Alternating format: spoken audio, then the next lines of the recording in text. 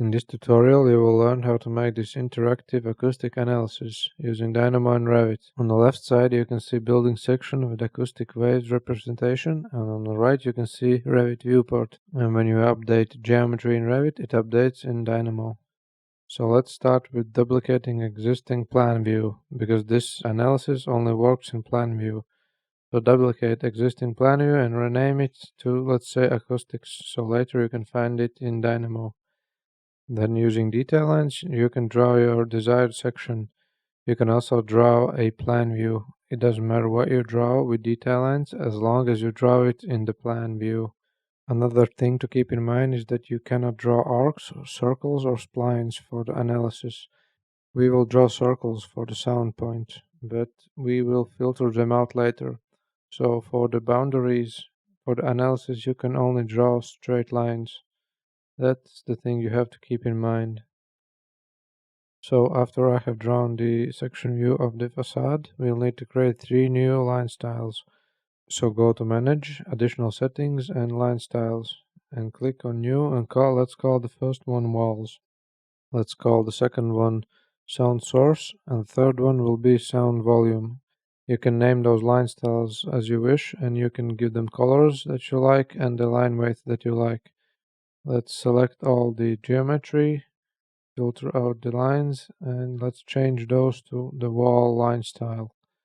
So now let's draw a sound source, 2 circles on the street, 1 and 2.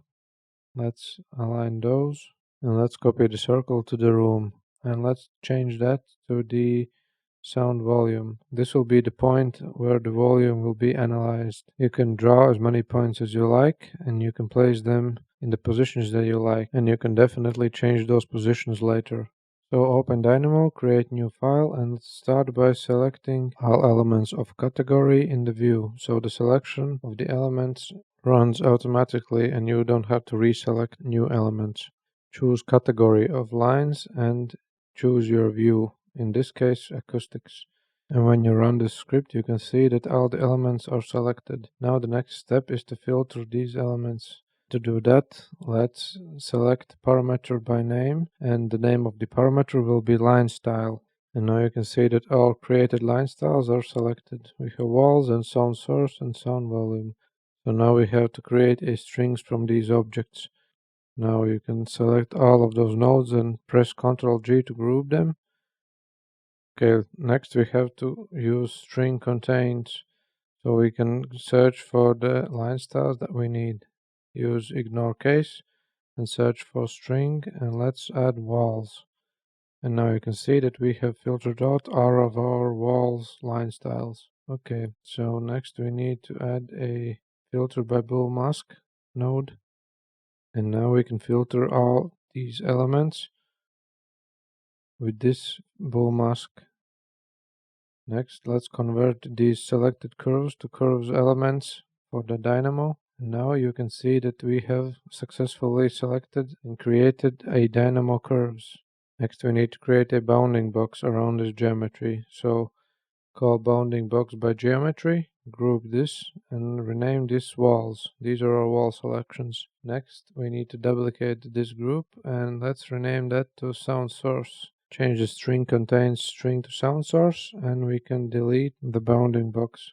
And instead of the bounding box, we need to get the center point of our circle for the sound source. So let's get center point. Let's duplicate this and rename it to sound volume, and change the string for string contains to sound volume. And now we have all 4 sound points selected in Dynamo. And we can disable preview for the circles. And next we have to get the space analysis package. Go to package, search for the package named space analysis, and install that package. Okay, after you have installed that package, go to space analysis core and choose space lattice by bounding box and lines. And before connecting bounding box and barriers, create integer slider for the resolution and set that to 50. Also set Dynamo run to manual, because the default is 1 and it will freeze up the Dynamo for quite some time. When that is done, go to space analysis and acoustics and choose sound system by points and intensities. As we have two sound sources, we need to create two new values for the intensities. Create new two integer sliders and create a list. Connect that to local intensities and connect your sound source points to sound points. Okay, next go to sound fill and choose sound filled by space lattice and sound system. Connect your sound system and space lattice accordingly.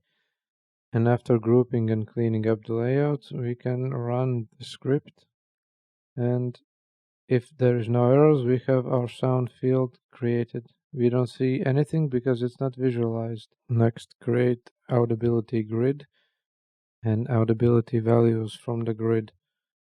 And we can add that to the sound group. And to test that everything is working, we can get value at point, connect our audibility grid and our sound volume points. And if we run the script, we will get two values. And these are the values of the sound volume at those exact points. So next, if you want to display those values in 3D, we need to convert them to the strings. If we round them with a simple math round node and then convert that to a string from object, you can see that we have many trailing zeros. And that works, but it doesn't look good. So if we want to avoid that, we need to add a special math code in the code node. And you can copy that code from the description of this video. And in that way, we get the same rounded value without the trailing zeros. And this value is in the string format, so we can later display that using label by string and point node. So when that is done, we get a correct rounded value without trailing zeros. So now all we have to do is connect our code block to the node by point and string node. Connect our label, connect points to volume, sound volume points. And now when we run, we can see our values in the 3D view. So this shows that our audibility grid is working. We can group that and call that label. So next, onto the visualization part of the audibility grid. So next we have to place color range node to get the colors that we want for our audibility grid. You can connect multiple colors, but we will create a color range with two colors. So create a list with two values and get color palette node. Duplicate that node, connect that to item 1 and item 0 and pick the colors that you want. Let's say white and let's say violet. And now we need to create a code block with two indices. Let's create a new code block. Double click and type 0.1.2 and that creates two values 0 and 1. And next I'm creating a math map node so I can map the values from the audibility grid to the values of 1 and 0. So later I can feed that into the color range. But later you will see that we can actually skip this part, as the values from the audibility grid are already in the range from 0 to 1. So basically this math map does nothing. So basically you can connect math map to the color range, or you can connect the values from audibility grid to the color range. And next, what we need to get is surface from audibility grid. Connect the audibility grid to audibility grid surface and get geometry color by surface colors. Connect the audibility grid surface to the surface and colors to the color range. Save and run your script, and here you go. And basically you're done. Now you can see that I'm connecting audibility grid values to the color range. Testing the script, and everything works fine, and we can delete the math map node.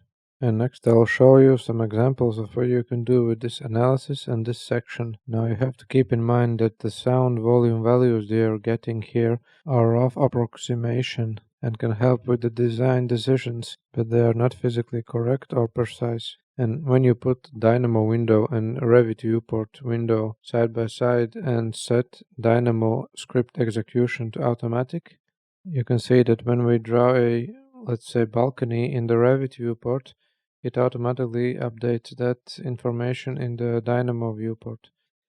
And you can clearly see that when we add balconies next to the windows, we get a slight decrease in the sound level volumes inside of the windows. And in this way you can explore design options to see which option works better for your case. And in the next few minutes of this video, you can see that I'm exploring few design options, trying to figure out which one works best for minimizing the sound levels inside of the room.